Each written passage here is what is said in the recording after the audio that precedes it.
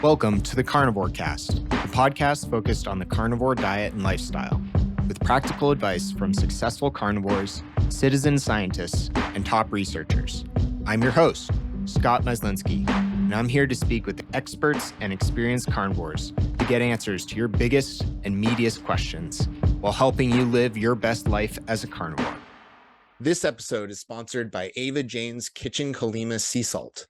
This salt, harvested from the ancient Colima salt flats in Mexico, is super delicious, super crunchy, and free of ocean-borne microplastics. Tastes great on everything from steak to eggs to water to coffee.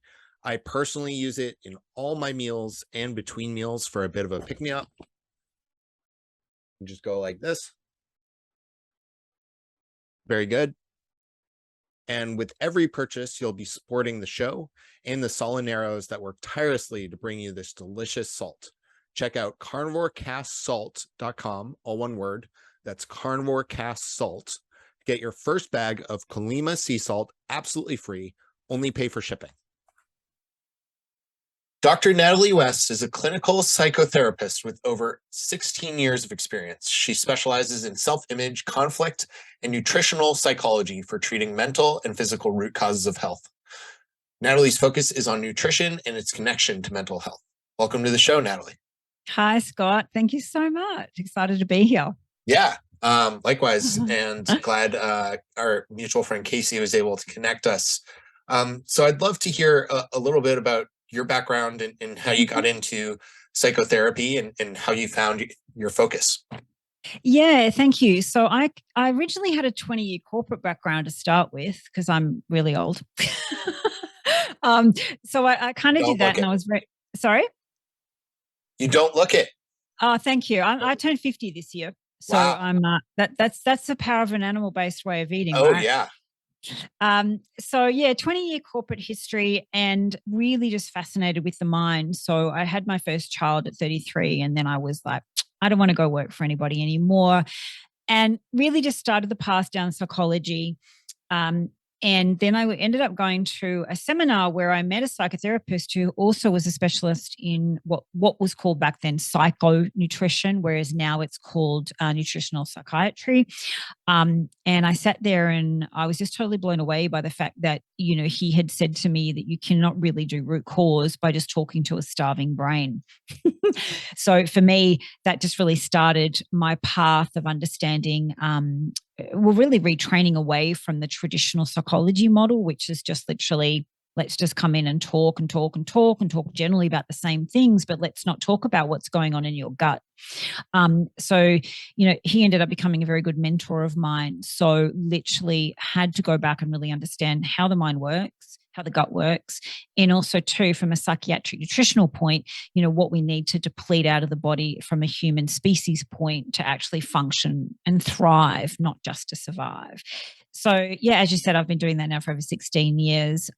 Also just finishing a qualification in nutritional psychiatry as well, just to maintain and, you know, keep up to date with everything. You know, I'm a massive fan of Chris Palmer. So, and Dr. Georgia Ede. But that's kind of really where I started. And a lot of the time, you know, people would come to me who had been in therapy a long, long time. And when I asked them what they eat, they were quite surprised. So that's kind of where the journey has led me to combining both physiological, biological, and getting people back to the best state of being. Yeah, that's excellent. And did you have pushback among patients when you asked them what they eat and eventually, you know, tried to help them with their diets? Yeah, originally I was looked at, you know, kind of like I was an alien and I had two heads because, you know, they'd never been asked that question before. And even the other question that I normally ask Scott is, you know, please tell me, you know, have you ever been told how your mind works and tell me what you eat? The answers are no and no.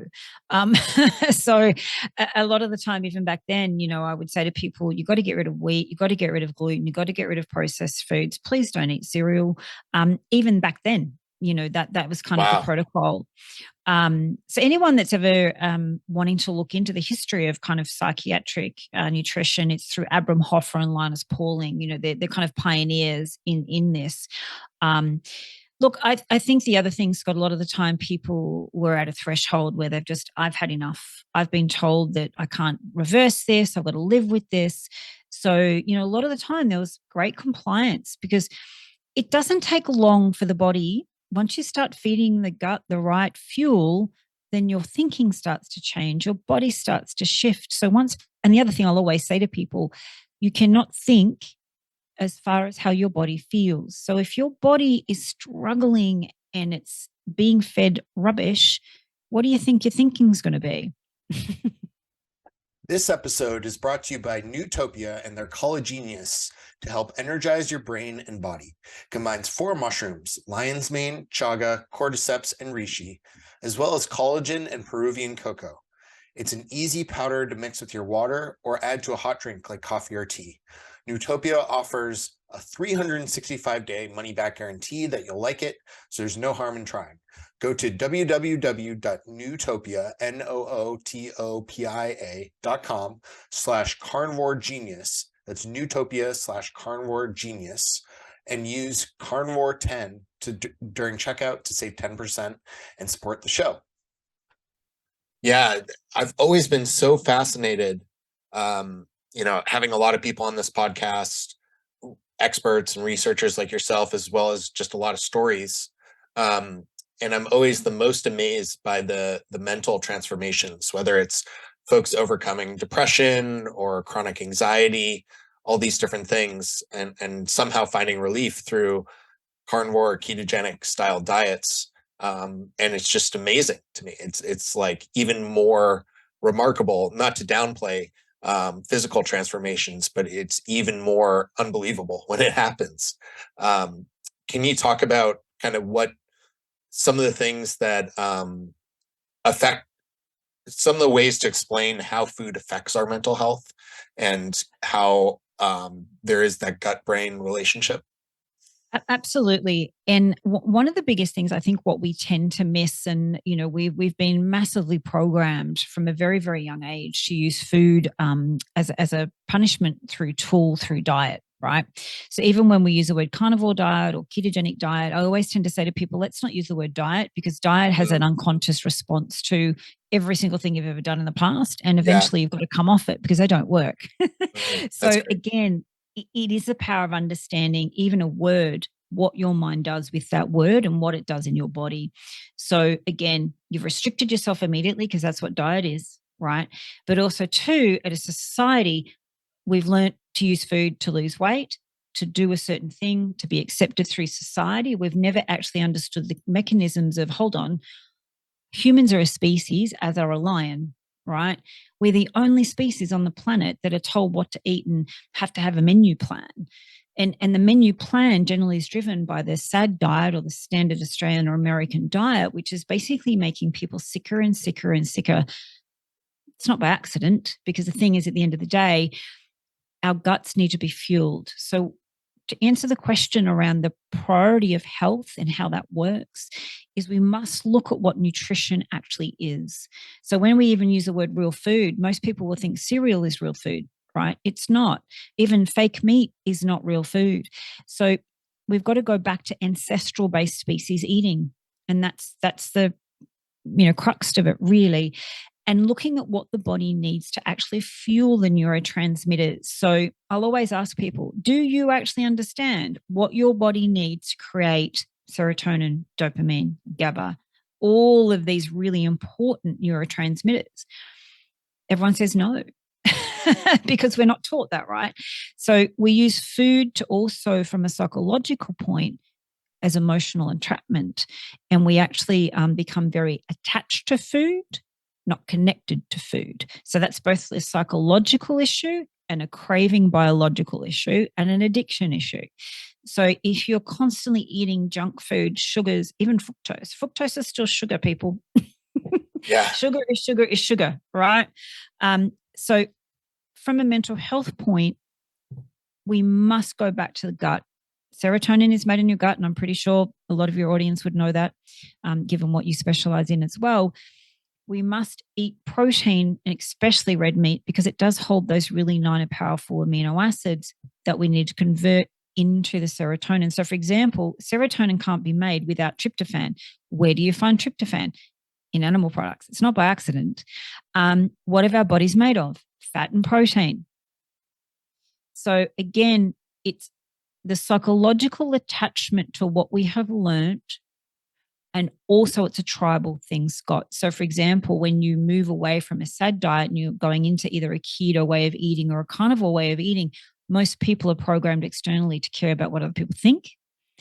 And then what happens, that actually derails your progress because you're so concerned about what other people are going to say about what you're eating, you actually end up harming yourself more. Does that answer your question? Yeah, super interesting. And I'm curious, when you're introducing, like when you have a patient or client and you're helping them through their journey of the combined psychotherapy and nutritional intervention, how do you, like, not everyone is going to go 100% carnivore day one, right? No. So how do you like to introduce that with people and make that transition while trying to break down some of those barriers and those attachments to food that you mentioned? Yeah. So again, we've got to look at every single person is unique. They have their own unique programming, their own self-image. And also too, most people are operating in a very poor and conflicted self-image when it comes to unconscious and conscious attachments, especially to food.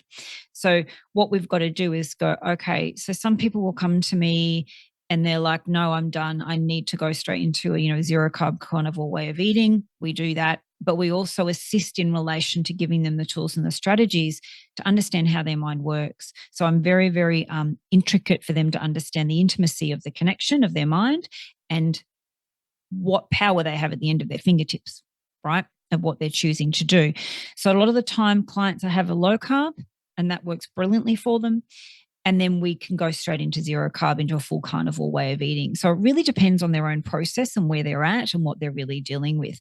So for example, with say disordered eating, generally that's a straight into a zero carb carnivore way of eating, purely because what happens is once the body starts to be fed correctly, nutritionally fed, you're satiated, your brain turns off, then we work with the psychological attachments, which are all externalized, and we bring them back in. Yeah, that's really powerful. And what are some of the types of conditions or diagnoses you've been able to help your patients with this kind of dual intervention? Yeah, we'll say disordered eating, anxiety, depression, high long-term anxiety disorders. So I'm talking 15, 20 years of operating on that space, which is wow. If we also look back long term, if we look at anxiety is also, yes, a psychological attachment to self and thinking, thought-filling reactions, generally based on what other people think, but it's also driven by food. It's the body's signal going, I'm starving. And most of the population are actually malnourished because of what we're actually consuming. So anything, even tinnitus as well, just recently, people just kind of understanding, excuse me, that it's inflammation, but also to working with the inflammation of the body, but also the inflammation of thoughts. Yeah, it's all connected. It is. That's really fascinating. And how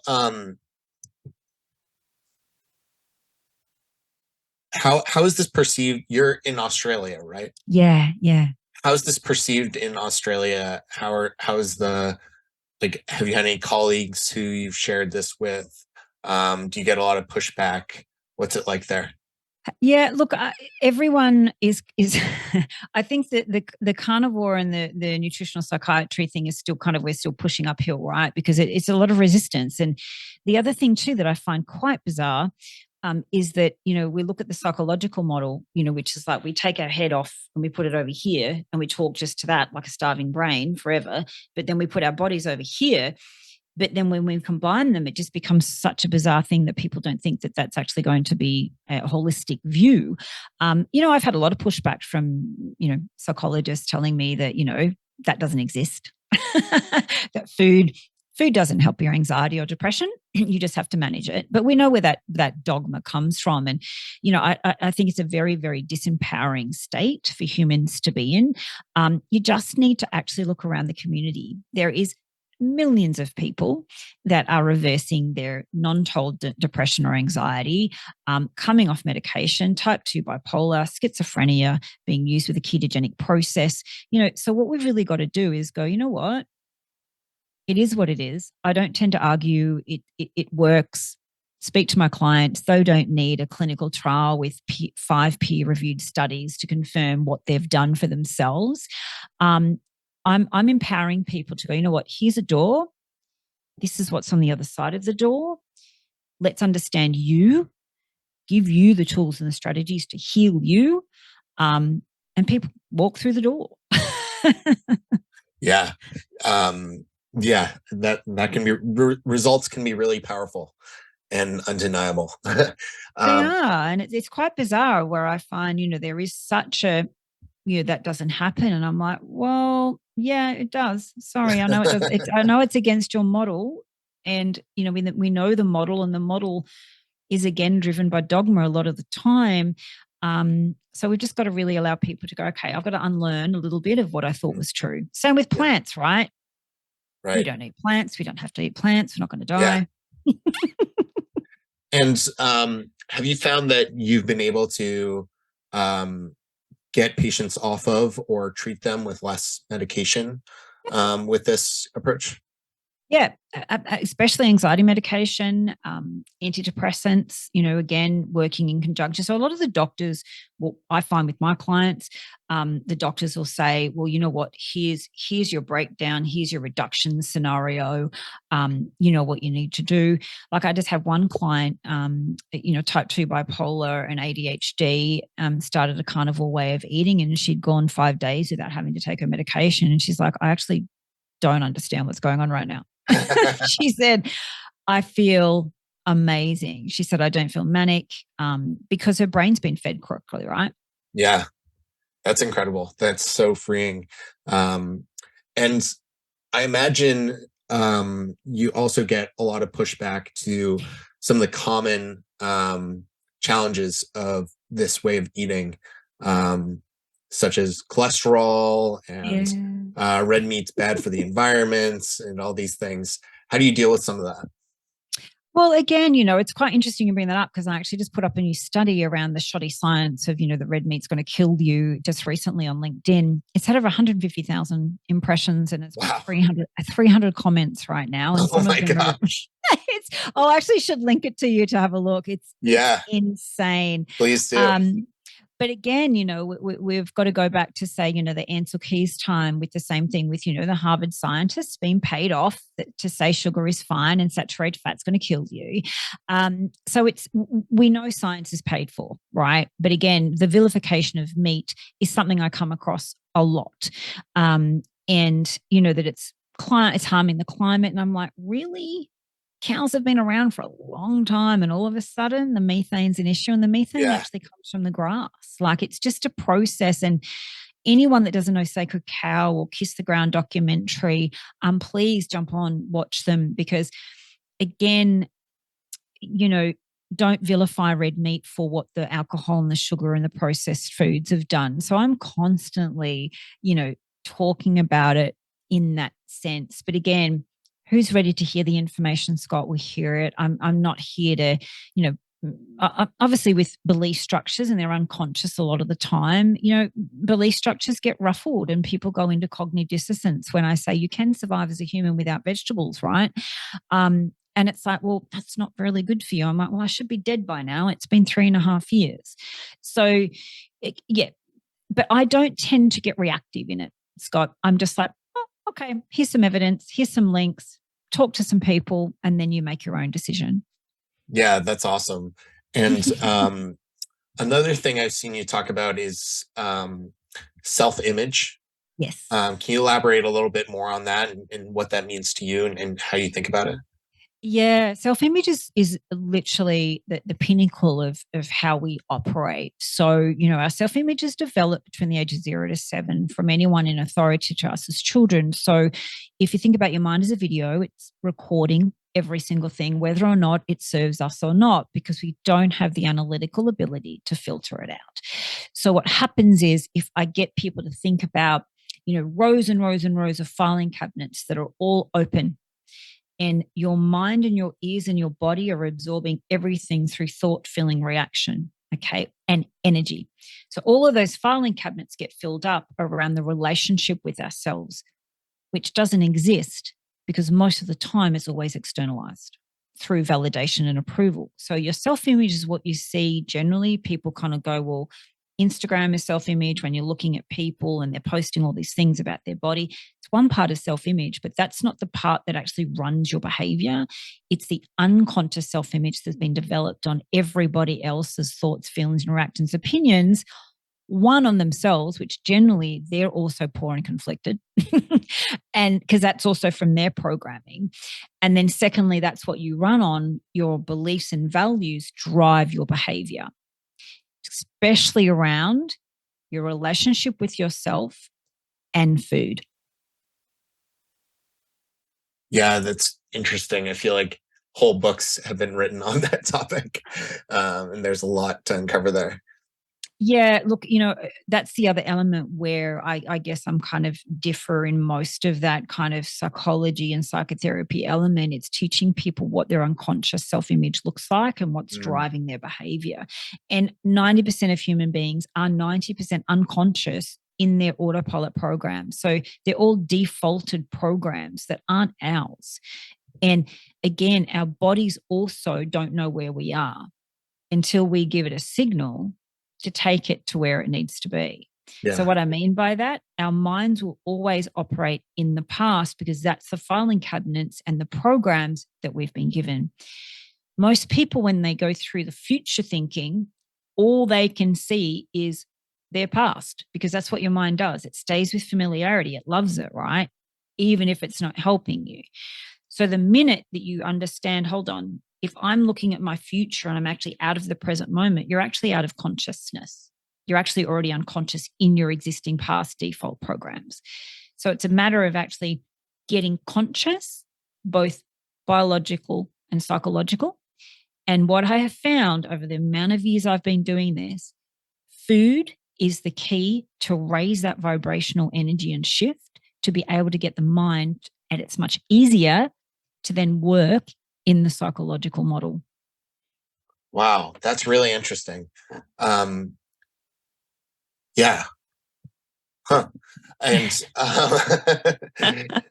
you're just kind of blowing my mind with these. But yeah, I wanted to shift topics a little bit, Natalie, and talk about how you found your way to this way of eating and maybe, how you ate in the past and how it's helped you or how it's changed for you. Yeah. So, I was a pretty standard kid, same things of what I was programmed with. My mum was always on a diet. So that was kind of my, culture that led me down the same path, and it was all externalized. And then I ended up going into the bodybuilding industry. And it wasn't until I actually did all my training that I understood I had a very, very, very poor self-image. And that's why I used the bodybuilding industry to externalize myself, which eventually ended up, I have a borderline eating, like a disordered eating. So, which was really, really alarming at the time. But now when I look at it, it all makes sense to me. But, I spent many, many years, Scott, eating every 3 hours, carbs, chicken, broccoli, rice. Anyone that knows the bodybuilding industry, that's what you do, right? And then you compete. And but again, if I kind of look back on my time back then, this is when I was in the corporate industry before I'd done all my training, I had a lot of anxiety and I was kind of, going in and out of depressive kind of situational states. But now I understand why, because my body was starving from, the amino acid source that I needed. So ended up quitting the bodybuilding industry and just kind of went more into judging, and then, did my training. And then I also, when I'd learned about the power of gluten and wheat on the brain and the gut, I, removed all of that very, very early after my training. So I pretty much was just eating, protein, salads, all of those kind of things. But one thing that I did find, I was always really hungry. Even when I'd eat, I'd be like, oh my gosh, I'm like, only ate 40 minutes ago. And my friends would always joke like, can you bring your lunchbox? Because you're always going to be wanting to be eating. And I'm like, so I kind of really just pushed through that for many, many years. And then all of a sudden, I'd started also I had to unlearn what I had been trained also in that kind of, psychonutrition training back 16 years ago to understand, hold on, something's not working for me here. But it wasn't until lockdown, and I don't know if you know, but Melbourne was probably the worst locked down city through COVID in the world. I've heard. Yeah. It's pretty horrendous. So I, we couldn't work, couldn't do anything. So, I ended up kind of shoving my face full of sourdough. And, for me, I was just like, oh, it's been ages. Like, it's been 15 years. I'll be fine. Yeah, it wasn't fine. Ended up waking up one morning with my face was half numb, and I just thought it might have been stress. Went to the doctor, did some tests, and he said, I think I'm going to test you for celiac. Did that. I was like, no, I don't have celiac, fine. But came back and he'd said to me I was borderline type 2 diabetic. So wow. Root cause there was insulin resistance. Yeah. And because of the history of what I'd done to my body, right? Yeah. So immediately I went, okay, I'm done. So, and once I get that, I'm all in. I don't think, I just act. Because my health, my mental, my physical health for me, even though going through COVID now in reflection, it's not negotiable for me. And that's also what I teach my clients. It's not a community project, your mental and physical health, unless the community is supportive of you. So for me, I ended up jumping online and was just doing a little bit more research. Then I found a video of Paul Mason, who's an amazing Sydney doctor. And I'm like, great, I'm just going to go straight into carnivore. And I thought I'll give it a month, see how we go. Did that. And that was 3.5 years ago. So also what I found was I reversed my insulin resistance. Everything went back to normal, or my new normal. So, as we know, cholesterol is not bad.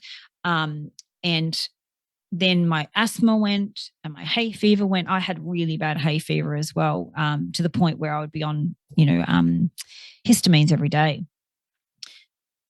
That all reversed as well. That's incredible. Yeah, I had similar experiences with the carnivore diet myself, and did it strictly for 3 years. Carnivore way of eating. You're training. Yes. But yeah, that's really exceptional. And then how has it evolved for you over those 3.5 years? What has changed? Have you figured out more of like kind of what works for you, what doesn't? How's it changed for you? Yeah. So originally I was just, I followed the guidelines of just eat when you're hungry, stop when you're not, because you've got to kind of go through that glucose exchange and get your body into ketosis.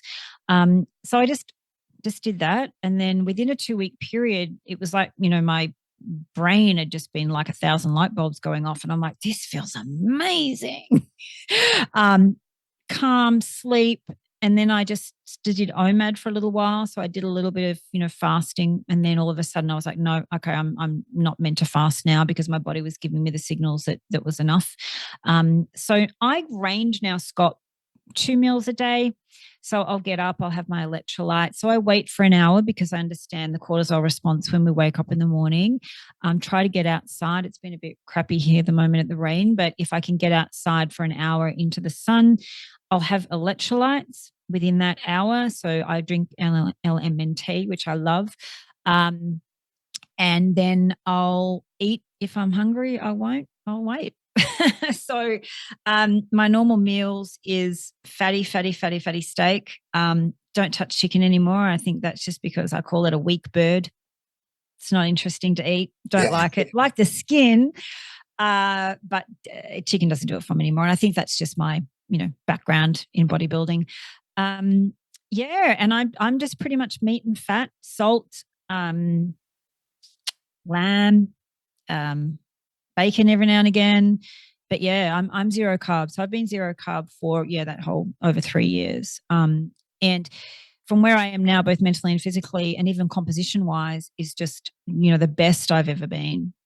And as I said, like I'm 50. So, for me, metabolic health and mental health and being a woman too, hormonal, I wouldn't even know I was even going through any kind of perimenopausal symptoms, especially with women. You know, we get told that, oh, you're going to have all these night sweats and all that kind of. I don't have anything. The only reason I know is because of my blood results. Wow, that's awesome. And do you have any advice now for how you help your patients transition through that dependence on carbohydrates? That can be quite difficult for some people and kind Addiction. of a rough experience. So how do you help them through that? Both like how do you prepare them for that and tell them what's going to happen, and also what advice do you give them to make it somewhat easier? Yeah, great question. I love that. And a lot of the time people kind of go, oh my gosh, I just don't have any willpower, right? So willpower comes from past events of dieting and them feeling like there's something wrong with them and they can't stick to anything. And no, that's called addiction to hyper-processed foods and the dopamine, you know, going off all day, every day, but also to the emotional attachment that we have through our emotions with food. So this is about them understanding willpower is nothing compared to an addiction. So once we go through that process, I see everyone's face and body just go, oh my God, okay, it's an actual biological addiction. So never, ever, ever, ever underestimate the power of poor nutrition on your body.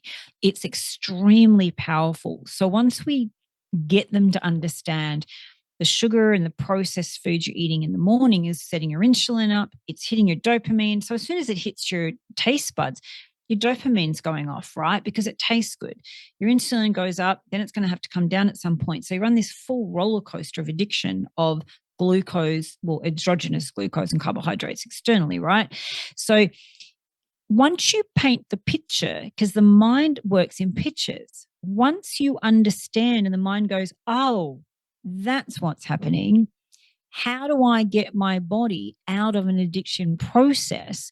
It's like telling an alcoholic or a drug addict to use willpower. That doesn't work. It's exactly the same thing with food. Every single thing, if you look at trolleys in the supermarkets, it is horrendous of what people actually don't understand about what they're putting into their bodies.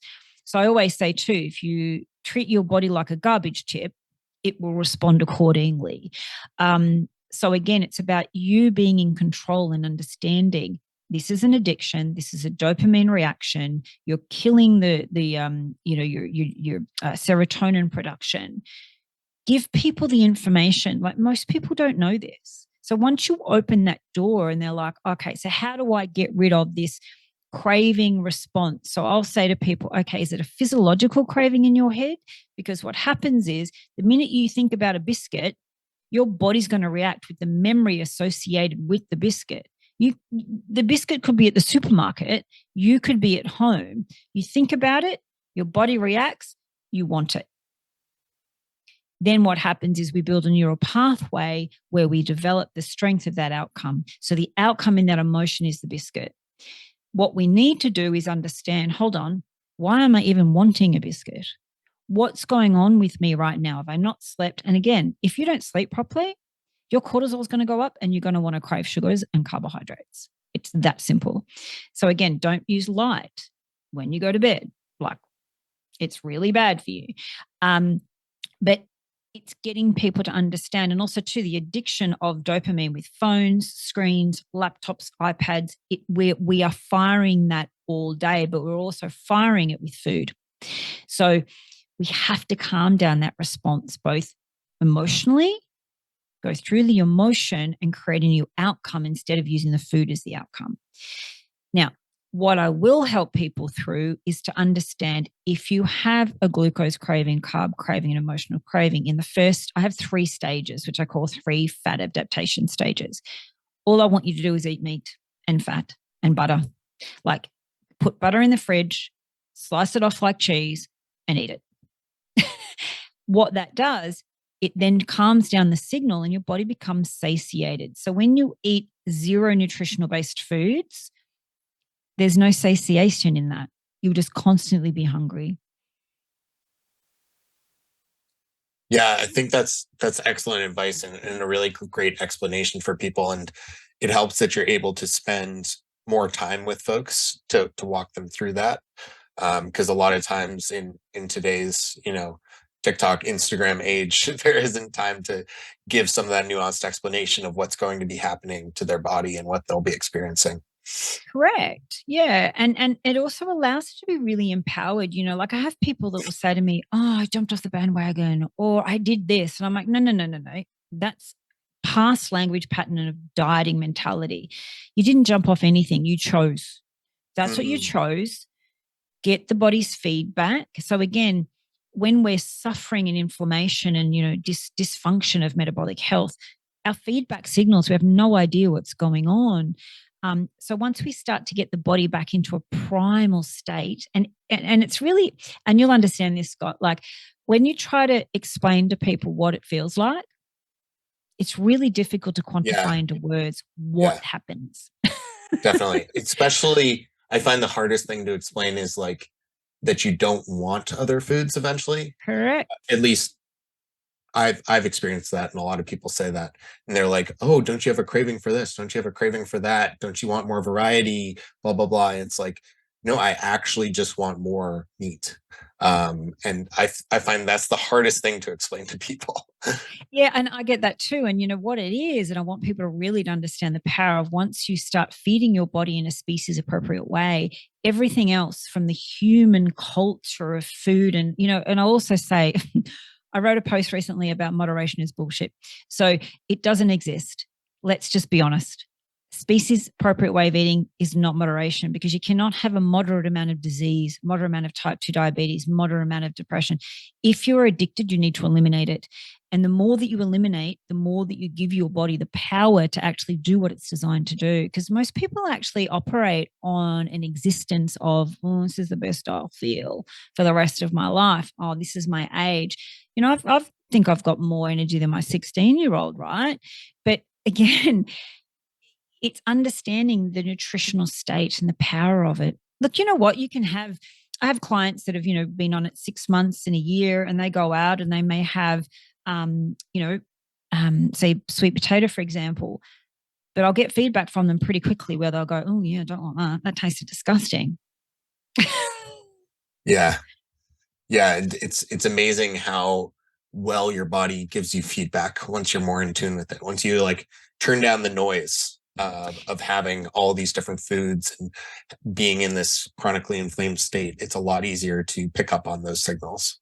It is. And also too, what I find and teaching people, the way you fuel yourself is a form of self-respect. So the minute that you start to tap in on that energy that this creates, the level of self-love and self-respect that people start to feel, because what they do, they're like, wow, I did that.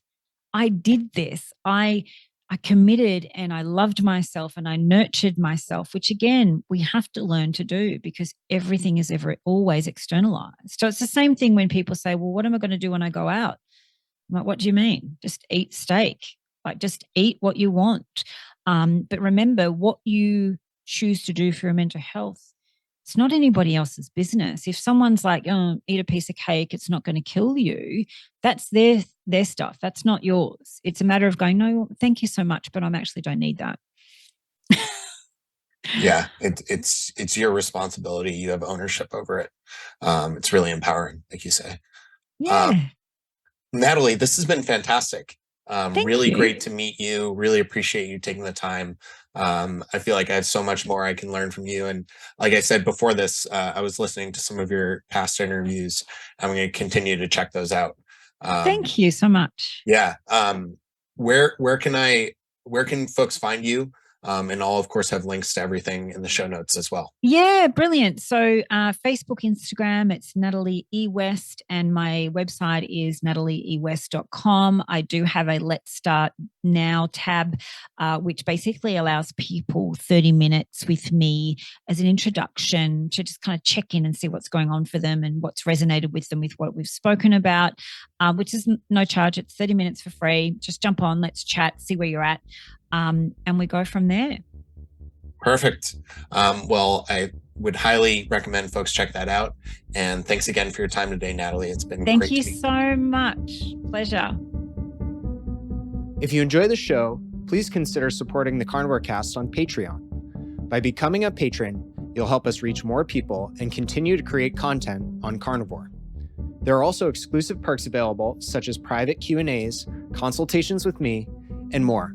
Become a supporter at patreon.com/carnivorecast. Check the episode description for the link. Thank you, and I'll see you there. Thank you for listening to this episode of the Carnivore Cast. If you enjoyed this episode, please review on iTunes. It really helps us out, and share it with a friend. What questions would you like answered, or who would you like to hear from in the carnivore research community? You can find me on Twitter, Instagram, and Facebook at Carnivore Cast, or go to carnivorecast.com. You can also email me at info@carnivorecast.com. I'd love to hear from you. Until next time, keep it carnivore.